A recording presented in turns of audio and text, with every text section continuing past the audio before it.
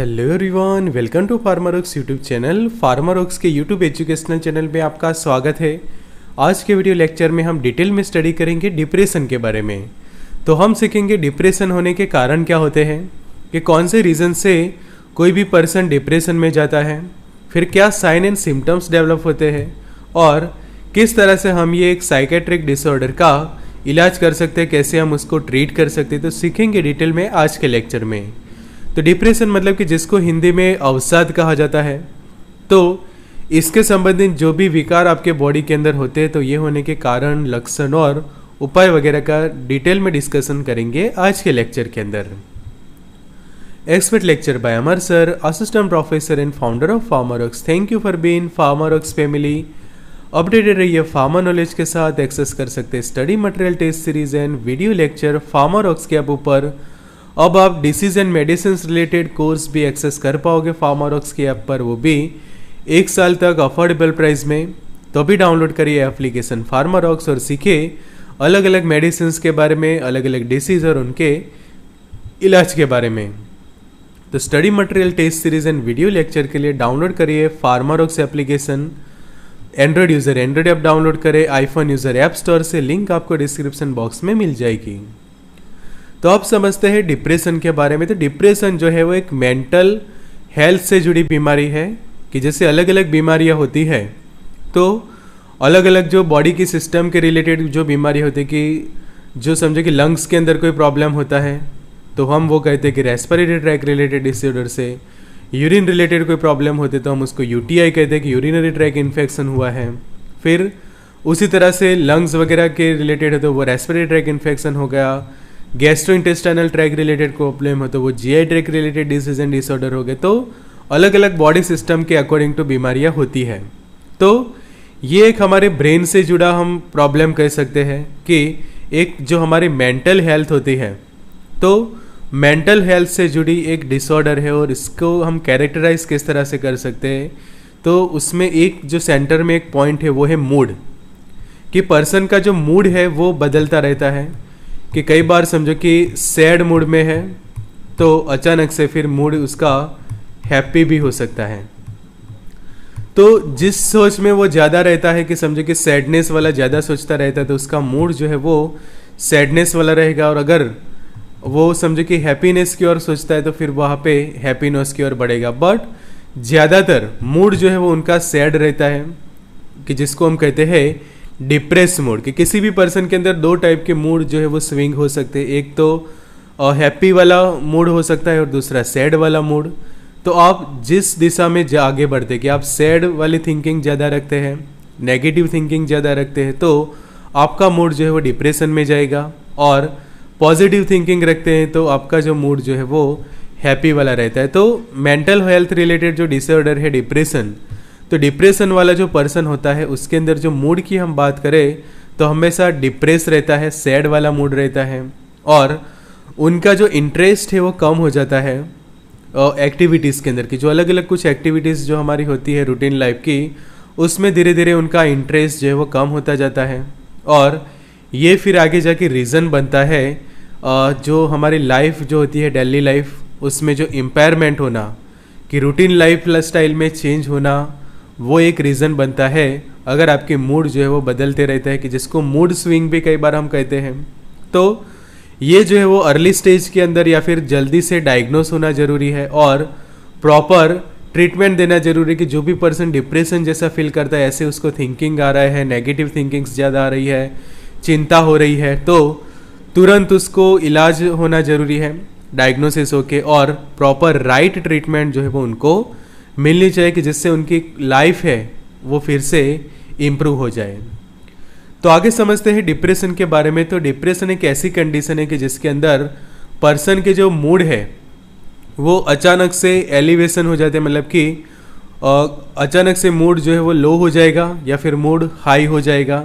और ऐसे व्यक्तित्व को हम बायपोलर भी कहते हैं, कि बायपोलर में कई बार इस तरह से आप ये जो देखो कि अचानक से थिंकिंग जो है वो कम्प्लीटली चेंज हो जाती है, कि जो बायपोलर के, जिसे हम कहते हैं कि सिक्के की 2 बाजू होती है, उसी तरह से मूड स्विंग होते हैं बायपोलर डिसऑर्डर्स वाले लोगों के अंदर कि अचानक से काफ़ी सैडनेस आ जाती है या फिर अचानक से हैप्पीनेस या फिर तुरंत फिर से सैडनेस में भी वो जा सकते हैं।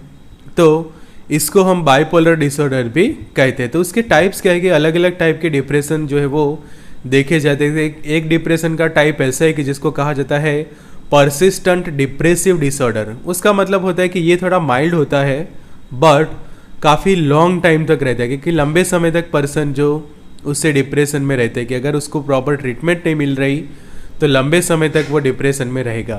फिर उसका दूसरा कंडीशन है बाइपोलर डिसऑर्डर कि जिसके अंदर मूड स्विंग्स होते रहना, कि अचानक से मूड स्विंग हो जाना, कि जैसे कॉइन जो हम बात करते हैं कि कॉइन की होती है दो साइड, कि सिक्के की दो बाजू।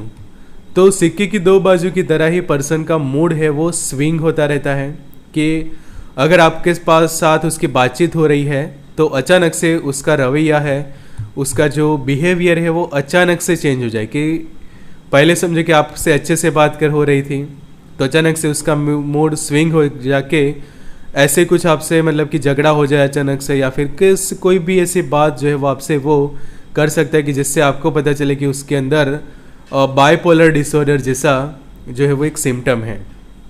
तो कई बार डिप्रेसिव हो जाते हैं, लो से काफ़ी हाई मैनिक की जो कंडीशन है वो उनके अंदर देखने को मिलती है कि वो बाइपोलर डिसऑर्डर हो गया। फिर बाइपोलर टाइप 2 डिसऑर्डर के जिसके अंदर क्या रहता है हाइपोमेनिक एपिसोड्स देखने को मिलते हैं, कि जिसके अंदर ये लेस सीवियर कंडीशन है कि बाइपोलर डिसऑर्डर से थोड़ा कम सीवियर कंडीशन उसको हम कह सकते हैं। और चौथा जो है वो पोस्ट नटल डिप्रेशन, मतलब कि कई बार कुछ लोग चाइल्ड बर्थ के बाद कि प्रेगनेंसी के बाद समझे कि जो चाइल्ड या फिर बेबी को बर्थ देने के बाद भी कुछ जो है वो डिप्रेशन जैसा जो है वो फील करते हैं, एंजाइटी फील करते हैं, चिंता जैसे फील करते हैं, तो उसके कारण भी कई बार डिप्रेशन में जाते। तो ये 4 ऐसे मेजर टाइप है कि जिसको हम डिप्रेशन के अलग अलग प्रकार कहते हैं। अब समझते हैं रीज़न कि कोई भी पर्सन डिप्रेशन में क्यों जाता है, कौन से ऐसे कंडीशंस बनती है लाइफ में, या फिर कौन से ऐसे सिचुएशंस आ जाते हैं कि वो डिप्रेशन में जाते हैं। तो पहला एक रीज़न है कि स्ट्रेस, सबसे इम्पोर्टेंट टॉप में जो कोई हम बात करें तो लाइफ में रहा स्ट्रेस। कि अभी जो हम बात करें कि जो आधुनिक लाइफस्टाइल है, मॉडर्न लाइफस्टाइल जो हमारी है, तो उसमें बहुत सारे लोग जो है वो स्ट्रेस वगैरह फील करते हैं।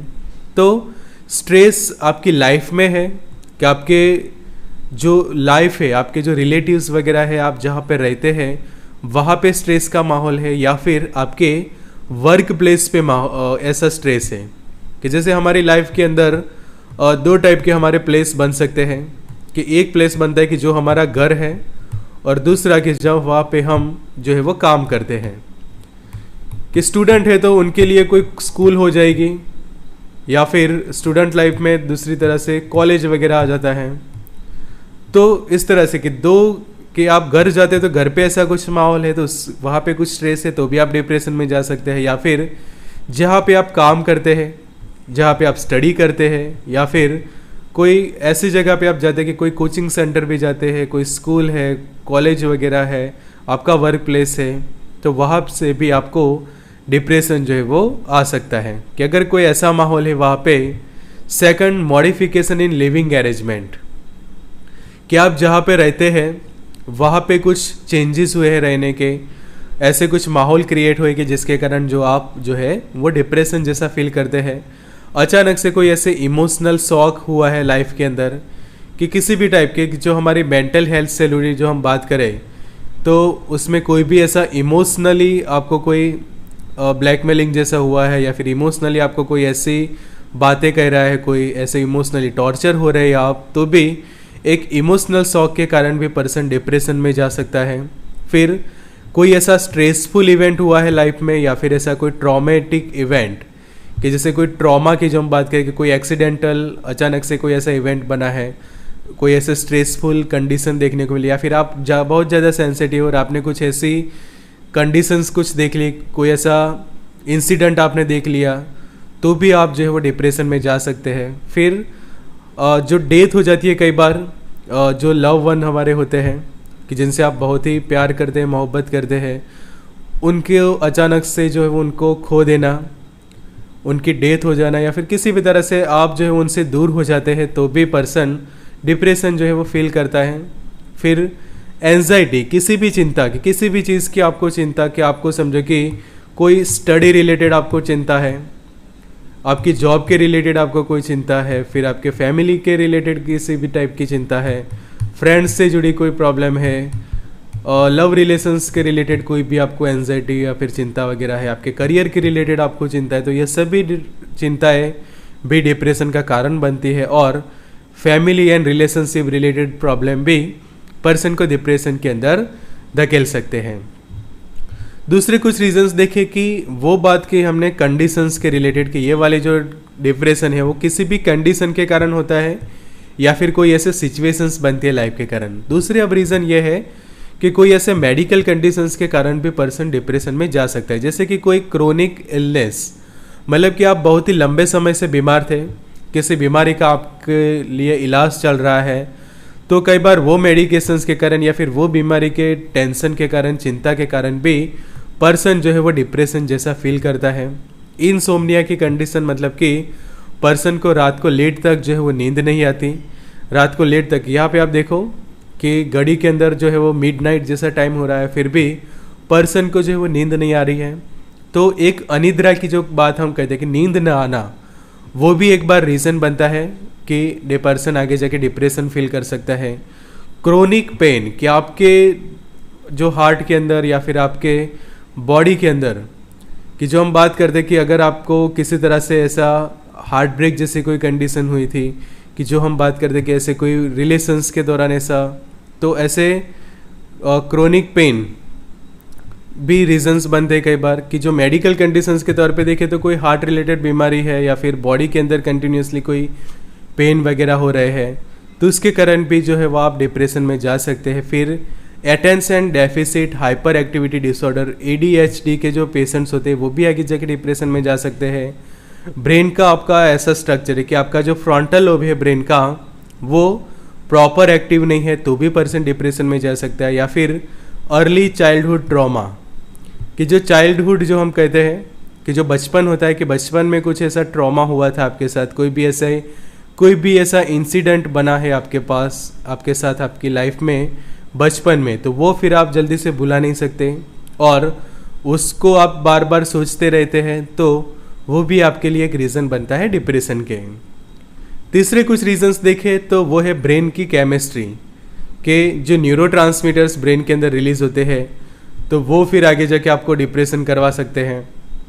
न्यूरोट्रांसमीटर्स के जो फंक्शन है वो ब्रेन में चेंज होना, आपकी जो फैमिली हिस्ट्री में समझे कि किसी को डिप्रेशन है, तो आगे जाके समझे कि डिप्रेशन से रिलेटेड ऐसे जीन्स आपकी बॉडी के अंदर ट्रांसफ़र होते हैं ये पूरी फैमिली ट्री में से, तो भी पर्सन डिप्रेशन में जा सकता है। फिर आप जो है वो ड्रग्स कंज्यूम करते थे या फिर अल्कोहल का कंजप्शन करते हैं, कि जो हम कहते हैं कि ड्रग एडिक्ट्स होते हैं, अल्कोहल एडिक्ट्स होते हैं, तो वो भी आगे जाके डिप्रेशन में जा सकते हैं। या फिर एडिक्शन समझे कि ये दो चीज़ का ही नहीं, किसी भी चीज़ का आपको एडिक्शन है आपकी लाइफ के अंदर, कि बहुत सारी ऐसी चीज़ें होती है या फिर कोई पर्सन है या फिर कोई चीज़ है उसका आपको एडिक्शन है और वो समझे कि आपसे अचानक से दूर हो जाते हैं, तो भी पर्सन जो है वो डिप्रेशन जैसा फील करता है, लोनलीनेस फील करता है, तन्हाई सी फील होती है और वो आगे जाके डिप्रेशन का रीज़न बनते हैं। तो हार्मोनल इम्बैलेंस पे रीज़न बनता है डिप्रेशन के लिए, और जीनेटिक्स एंड जीन्स,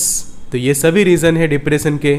सिम्टम्स हम देखें तो पर्सन जो है वो सैडनेस फील करता है, काफ़ी सैड फील करना, एम्प्टीनेस जैसा फील करना, कि जो हम कहते हैं कि लोनलीनेस है, तन्हाई वगैरह है। टीयरफुलनेस मतलब कि अचानक से आपको रोना आ जाए। होपलेसनेस मतलब कि आपके कोई भी आशा नहीं बची लाइफ में, कोई भी होप नहीं है, ऐसा फील करते हैं। तो feeling of sadness, tearfulness, emptiness and hopelessness. फिर कई बार क्या होता है कि उनको गुस्सा आ जाता है फिर, या फिर इरिटेट हो जाएंगे जल्दी से, फ्रस्ट्रेट हो जाएंगे, कि फ्रस्ट्रेशन देखने को मिलती है।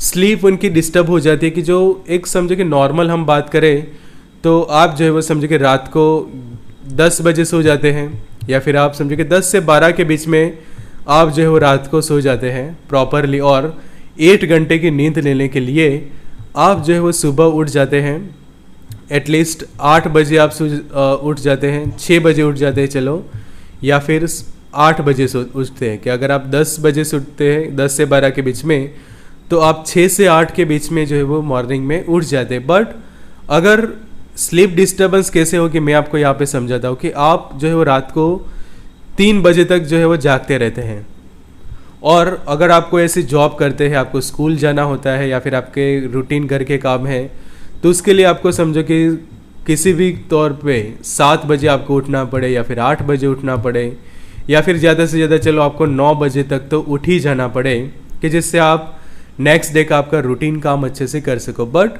अगर डिप्रेशन वाला व्यक्ति क्या करेगा कि रात को 3 बजे तक जागता होगा, 4 बजे तक जागता होगा, और फिर सुबह जल्दी उठने में प्रॉब्लम होगी और जल्दी ना उठ पाए, तो 3 बजे सोया हुआ पर्सन ज़्यादा से ज़्यादा फिर दूसरे दिन एटलीस्ट 8 घंटे की नींद लेता है, तो वो कितने बजे उठेगा आप सोच लो। तो वो दूसरे बजे 11 बजे के आसपास उठेगा या फिर 12 बजे के आसपास उठेगा 12 PM को। तो फिर उससे उसकी लाइफ डिस्टर्ब हो जाती है, कि अगर कोई जॉब पे टाइमिंग पे जाना है तो वो नहीं जा पाएंगे, डेली रूटीन के कुछ काम है कि कुछ खाना बनाना है या फिर जो भी आपके रेगुलर काम है वो नहीं कर पाओगे, और तीसरा कॉलेज वगैरह भी जाना होगा तो भी आप वहाँ पे ना जा पाओगे, जिससे पूरी लाइफ डिस्टर्ब हो जाती है स्लीप डिस्टर्बेंस के कारण। तो ये एक सिम्टम देखने को मिलता है। चौथा हम देखें तो स्लीपिंग टू मच। फिर अगर रात को जागता रहता है पेशेंट, तो फिर दिन में पूरा दिन जो है वो सोता रहेगा, या फिर रात को भी सोता रहेगा उसी तरह से, या फिर नींद उड़ जाना, लॉस ऑफ स्लीप, कि चाहे बहुत ज़्यादा सोता रहेगा या फिर बहुत कम सोएगा, वो प्रॉब्लम होता है। डिजीनेस जैसा फील करता रहता है पूरा दिन, कि अगर समझे कि रात को नींद पूरी ना हो तो भी पर्सन डिजीनेस फील करते हैं। और स्लो थिंकिंग पावर जो है वो कम हो जाना, और बोलना जो है वो उनका दिला थोड़ा सा स्लो हो जाता है। स्लो स्पीकिंग हम कह सकते हैं, कि काफ़ी स्लो बोलेंगे, या फिर बॉडी मूवमेंट भी उनकी जो है वो काफ़ी स्लो हो जाती है, कि जिससे आप एक बार उनके पर्सनालिटी से भी ऐसा फील कर सके कि वो पर्सन शायद डिप्रेशन में दिख रहा है। फिर दूसरे उसके सिम्टम्स हम देखें तो हार्ड टू ब्रेथ, कि ब्रीथिंग करने में कई बार आप प्रॉब्लम हो आपको, और सोने में भी डिफरेंट हो, और कंसंट्रेट कर ना पाओ अपने वर्क पे भी। आप समझो कि जॉब भी करते हैं, स्टूडेंट लाइफ में है, कॉलेजियन है, तो भी आपका जो भी काम है उसके ऊपर आप प्रॉपर कंसंट्रेट ना कर पाओ, तो ये एक इश्यू डेवलप होता है कि अगर पर्सन डिप्रेशन में होता है। नर्वस काफ़ी फील करते हैं डिप्रेशन वाले लोग, रेस्टलेस फील करते हैं, और टेंस मतलब कि टेंशन रहता है उनको हर पल। रेस्टलेस मतलब कि थकान ही ना होती हो, पूरे दिन तक जागते रहे, रात तक जागते रहे, नर्वस फील हो, तो वो सब फील करते हैं। कई बार पैनिक हो जाते हैं कई बार, या फिर उनको फियर रहता है, डर रहता है किसी भी चीज़ का। सोशल एंजाइटी भी फील करते हैं, मतलब कि किसी पब्लिक प्लेस में जाने से भी वो डरते हैं। डिसीनेस जैसा फील होता है, कि समझो कि 10 या 15 लोगों के बीच में आपको कुछ बोलना है, 50 लोगों के सामने बोलना है, 100 लोगों के सामने बोलना है, या फिर सिंपल 5 या 10 लोगों के बीच में भी बोलना हो तो भी वो अच्छे से ना बोल पाए। फिर फीलिंग वीक और टायर्ड, कई बार वीकनेस फील करते हैं, थकान महसूस करते हैं, पसीना आता रहता है उनको, हार्ट रेट कई बार इंक्रीज हो जाते हैं, और उनकी जो वरी है, चिंता है, वो कंट्रोल नहीं कर पाते। तो यहाँ पे आप देखो तो कई बार वो गिल्टी जैसा फील करते हैं अपने अंदर, उनकी एपेटाइज चेंज हो जाती है, स्लीप में प्रॉब्लम होता है, हेल्पलेसनेस, कि ऐसा फील करते हैं कि उनके लाइफ में कुछ ऐसी होप ही नहीं बची है, या फिर कोई हेल्प करेगा या नहीं, ऐसा फील करते हैं। हेल्पलेस फील करते हैं अपने आप को। कई बार गुस्सा आ जाता है उनको, कॉन्सेंट्रेट नहीं कर पाते, और मतलब कि मरने के विचार आते हैं, कि थॉट ऑफ डेथ जिसको कहा जाता है। एनर्जी लॉस जैसा फील करते हैं, और अल्कोहल या फिर ड्रग एब्यूज़ भी कई बार वो हो जाते हैं डिप्रेशन के कारण, या फिर वाइस वर्सा। अल्कोहल या ड्रग एडिक्टिव है तो डिप्रेशन में जाएगा, या फिर डिप्रेशन के रीज़न से या फिर जो चिंता है उसके रीज़न से भी कई बार वो ड्रग एडिक्ट या फिर अल्कोहल एडिक्ट बन सकते हैं। दूसरे सिम्टम देखें तो कई बार बैक पेन होना, सर दर्द होना, एंजाइटी मतलब कि चिंता, एजिटेशन होना बॉडी के अंदर की, जो ट्रैम्बलिंग कहते हैं, कंपारी आना बॉडी के अंदर, कि आपके हाथ जो है वो ध्रुजने लगते हैं, पाँव ध्रुजने लगते हैं, हार्ट बीट आपके जो है वो काफ़ी फास्ट हो जाना, स्टमक में अपसेट जैसा फील करना, या फिर जो बटरफ्लाई जैसा महसूस करना, आपके स्टमक के अंदर पसीना आता रहता है, मसल्स के अंदर टेंशन जैसा फील होना, ब्लूसिंग जैसा फील करते हैं, light headedness, shortness of breath, dizziness, nausea, vomiting भी कई बार हो जाती है। रेगुलर एक्टिविटीज़ में से मन आपका दूर होता जाता है और आप जो है वो जैसे कि दुनिया से काफ़ी दूर है, ऐसा जो है वो फील करते हैं डिप्रेशन में। तो ये हो गए सिम्टम। उसके कारण कॉम्प्लिकेशंस क्या हो सकते हैं पर्सन के ऊपर? तो एक तो सोशल विड्रॉल, कि सामाजिक दूरी हो जाती है आपकी, कि जो आपका समाज है, आपका जो भी आपके फ्रेंड सर्कल से, आपके जो रिलेटिव्स वगैरह हैं, उनसे आप ऐसा फील करते हैं कि आप उनसे दूर जा रहे हैं। कोई जिसको हम कहते हैं सोशल विड्रॉल या फिर सामाजिक दूरी हो जाती है आपकी रिश्ते या फिर रिश्तेदारों से। ट्रबल एंड स्लीपिंग, कि सोने में आप जो है वो डिफ़िकल्ट फील करते हैं, इंसोम्निया फील करता है पेशेंट। डाइजेस्टिव प्रॉब्लम उनको हो जाते हैं या फिर इंटेस्टाइन रिलेटेड प्रॉब्लम उनको हो जाता है, कि जो बाउल प्रॉब्लम हम कहते हैं। हेडेक होता रहेगा आपके बॉडी के अंदर, क्रोनिक पेन होता रहेगा, लंबे समय तक बॉडी के अंदर पेन होते रहे, सोशल आइसोलेशन आपका हो जाए। फिर और जो फंक्शनिंग जो होते हैं कि स्कूल या फिर वर्क प्लेस या फिर कॉलेज वगैरह में प्रॉपर फंक्शन ना कर पाओ, क्वालिटी आपकी जो लाइफ की है वो काफ़ी पुअर हो जाएगी जिस सभी के कारण। और जो मरने के ख्याल आते हैं सुसाइड वगैरह के, तो ये एक मेजर कॉम्प्लिकेशन बनता है कि अगर पर्सन डिप्रेशन में है तो तुरंत उसका अच्छे से इलाज होना जरूरी है। तो इलाज करने के लिए पहले जरूरी है कि उसका डायग्नोसिस करना। तो डायग्नोसिस जो है वो सबसे पहले हो जाती है बातचीत से, कि अगर आप डिप्रेशन वाले पर्सन के साथ बातचीत करते हैं तो पर्सन के साथ जो है वो बातचीत करके एक डिप्रेशन का जो है वो पता चलता है कि उसके साइन एंड सिम्टम्स, कि आप उससे बातचीत करते हैं तो उसका जो बॉडी लैंग्वेज है उससे जो है आपको पता चलेगा साइन एंड सिम्टम्स के बेसिस के ऊपर। प्रॉपर उसके पेशेंट काउंसलिंग आप करते हैं तो भी उसका डायग्नोसिस हो जाएगा। फिर ये तो होगा उसके सिम्टम बेस्ड डायग्नोसिस या फिर उसकी बातों पर से आप पता लगाओ। बट एग्जैक्ट रीज़न के लिए फिर आप ब्रेन के रिलेटेड डायग्नोस्टिक टेस्ट परफॉर्म करेंगे, जैसे कि MRI करना ज़रूरी रहता है और CT स्कैन वगैरह भी परफॉर्म किया जाता है। फिर कई बार ब्लड टेस्ट भी कई बार करते हैं डायग्नोसिस के लिए, रीज़न पता लगाने के लिए। और हार्मोनल इम्बैलेंस के कारण पर्सन डिप्रेशन में जा रहा है तो हार्मोनल ऐसे या फिर टेस्ट भी किया जाता है कि जिससे पता चले कि डिप्रेशन का रीज़न क्या था। ट्रीटमेंट की हम बात करें तो डिप्रेशन बहुत अलग अलग तरीके से ट्रीट हो सकता है। कि मेडिकेशन से तो ट्रीट होता है, बट मेडिसिन दो एक ऑप्शन रहते हैं, एक तो मेडिटेशन करो या फिर मेडिकेशन, दोनों आपके लिए ऑप्शन रहते हैं। तो यहाँ पे हम देखें तो बहुत अलग अलग रीजंस है या फिर बहुत सारे रास्ते हैं डिप्रेशन को ठीक करने के, कि सभी की लाइफ में जो है स्ट्रेस होता है। Everyone have a stress and tension in life, but make yourself busy in your work and life. But हमेशा आपको बिजी रहना चाहिए आपके काम के अंदर और आपके रूटीन लाइफ के, बिकॉज अभी जो हमारी लाइफस्टाइल है उसके अकॉर्डिंग तो सभी को थोड़ा बहुत स्ट्रेस तो लेता है अपनी लाइफ के अंदर, टेंशन भी सभी को होती है। बट आप अपने आप को ऐसे काम में इन्वॉल्व कर रहे हैं कि जिसके अंदर आपको सबसे ज़्यादा इंटरेस्ट था, और आपको जो है वो आप अपने आप को ऐसा बिजी बना दे अपने काम के अंदर, अपनी लाइफ के अंदर, कि जिससे डिप्रेशन वाले कोई भी सोच आपके अंदर नहीं आएगी। आपकी लाइफ में जो है आपको पॉजिटिविटी एंटर करनी है और पॉजिटिव रहना है, पॉजिटिव थिंकिंग रखनी है कि जिससे डिप्रेशन से आप बच सकें। तो पॉजिटिव थिंकिंग के लिए आप देखो क्या कर सकते हैं। तो एक अच्छे से ट्रैवल प्लान कर सकते हैं कि आपकी पसंदीदा जगह पे आप प्रॉपर एक ट्रैवल प्लान करें, कि 15 दिन का ट्रैवल प्लान करें, 1 मंथ का ट्रैवल प्लान करें या फिर 1 वीक का प्लान करें अच्छे से। फिर दूसरा कम्युनिकेशन, कि बातचीत करने से ही हमेशा मसले सॉल्व होते हैं।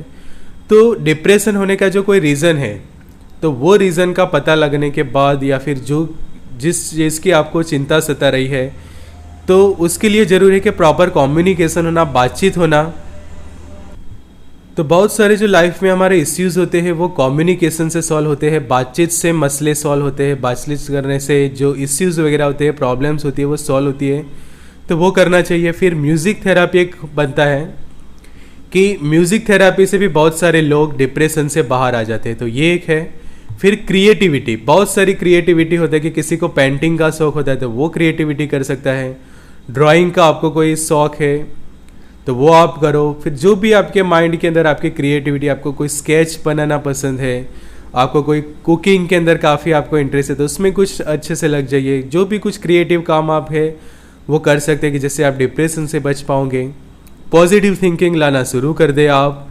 फिर प्रॉपर 8 घंटे की नींद ले, योगा कर सकते हैं और अच्छे से जो है वो बात लेना चाहिए कि जिससे टेंशन्स जो है वो दूर रहे। फिर मेडिकेशंस में तो एंटी डिप्रेसेंट्स दवाइयाँ है ही, आप डॉक्टर से प्रॉपर डायग्नोस करवा सकते हैं, उनसे जो है वो अपना पेशेंट काउंसलिंग करवा सकते हैं और साथ में विटामिन्स वगैरह भी प्रॉपर ले सकते हैं कि जिससे डिप्रेशन दूर रहे।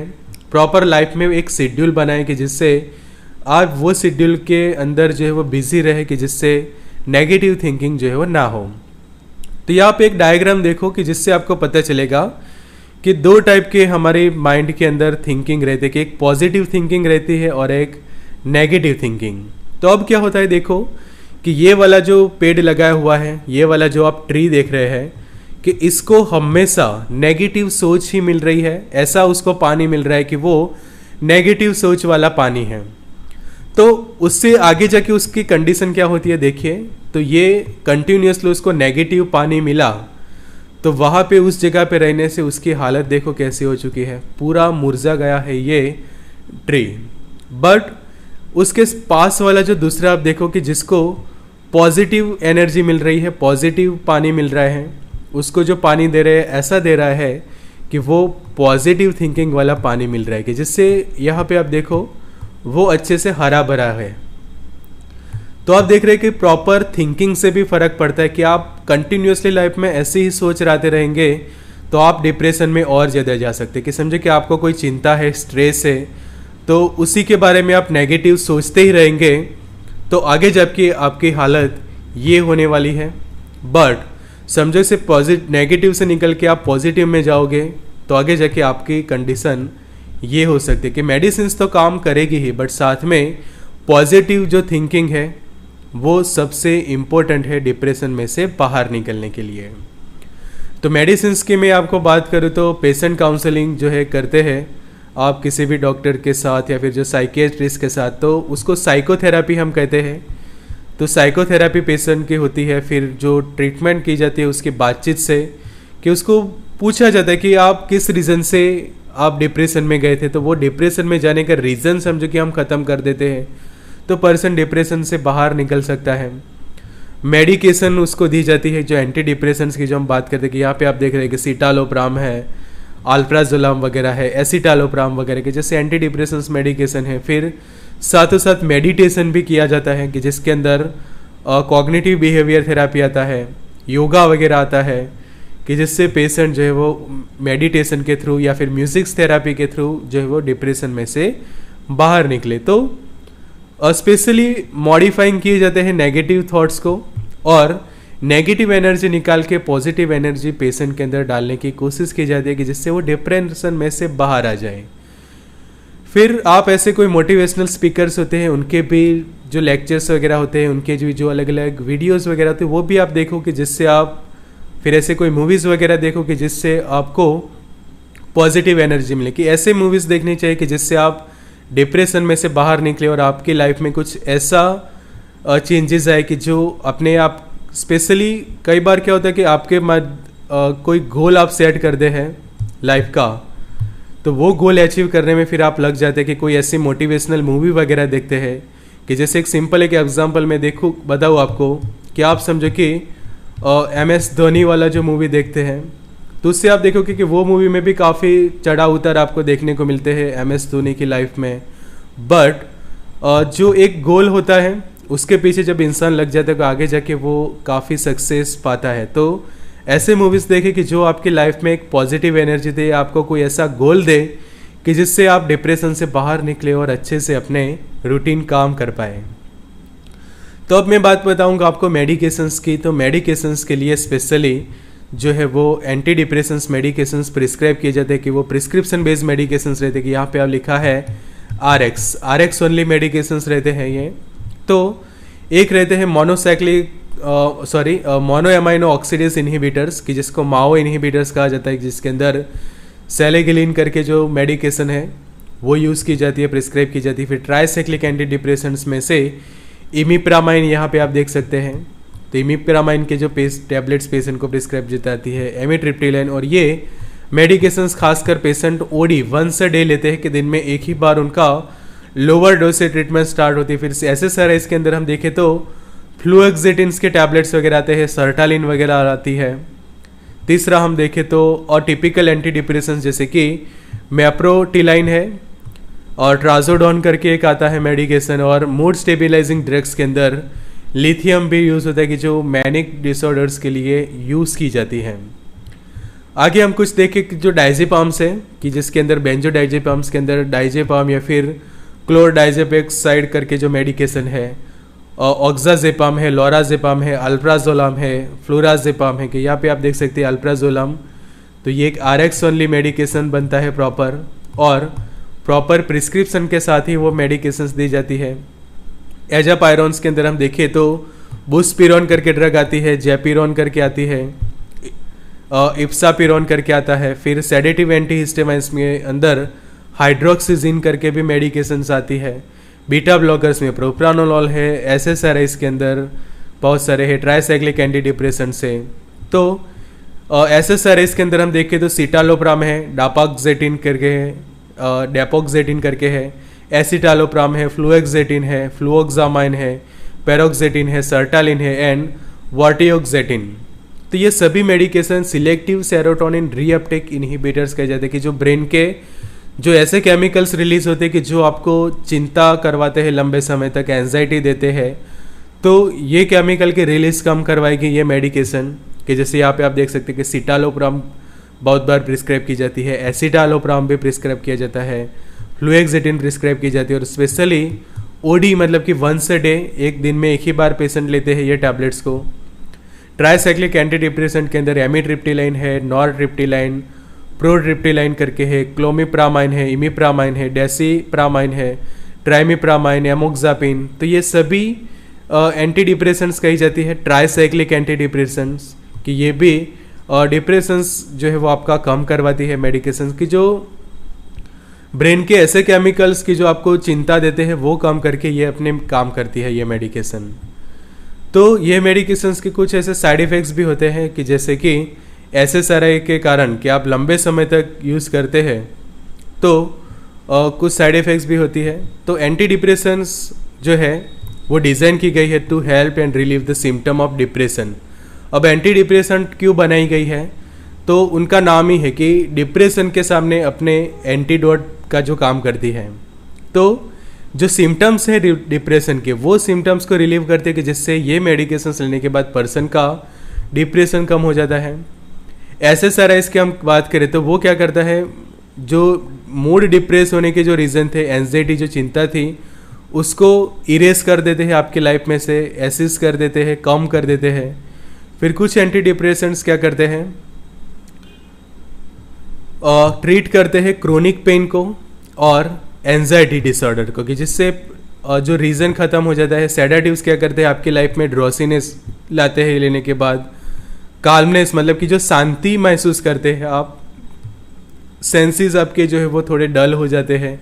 और कुछ उनके कारण कई बार कुछ लोग एडिक्टिव बनते हैं, बट सेडाटिव्स के कारण पेशेंट को जो है वो नींद आती रहती है, ये एक साइड इफ़ेक्ट डेवलप होती है। बट उनको शांति भी फील होती है उससे कि जो डिप्रेशन से, बहुत ही डिप्रेशन है पेशेंट, तो सबसे पहले ज़रूरी कि मन की शांति होना, तो मन की शांति देते हैं ये सेडाटिव एंड हिप्नोटिक्स मेडिकेशंस। फिर नर्व पेन मेडिकेशंस भी दी जाती है कि जो ब्लॉक करती है पेन जो डैमेज हुई नर्व्स से और bye damage nerves, and anxiolytic कि जो रिलीव करती है एंजाइटी, चिंता दूर करती है, टेंशन दूर करती है, और पेशेंट के अंदर जो है वो स्लीप मतलब कि नींद दिलाती है कि जिससे वो जो है वो डिप्रेशन से धीरे धीरे बाहर निकलता है। तो इसी तरह से अलग अलग डिसीज़ के बारे में सीखे, दवाइयों के बारे में सीखे, उनके यूज़, डोज, साइड इफ़ेक्ट क्या होते हैं, वार्निंग क्या वगैरह होती है, वो भी 1 साल तक अफोर्डेबल प्राइस में फार्मारॉक्स के ऐप ऊपर। तो डिसीज़ मेडिसिन के रिलेटेड कोर्स एक्सेस करें, ये नंबर पे व्हाट्सएप कर सकते हैं कोर्सेज़ के लिए, study material, test series and video lecture के लिए। अभी डाउनलोड करिए app Pharmarocks. Android user Android app download करें, आईफोन यूज़र ऐप स्टोर से, लिंक डिस्क्रिप्शन बॉक्स में मिल जाएगी। Good luck and all the best.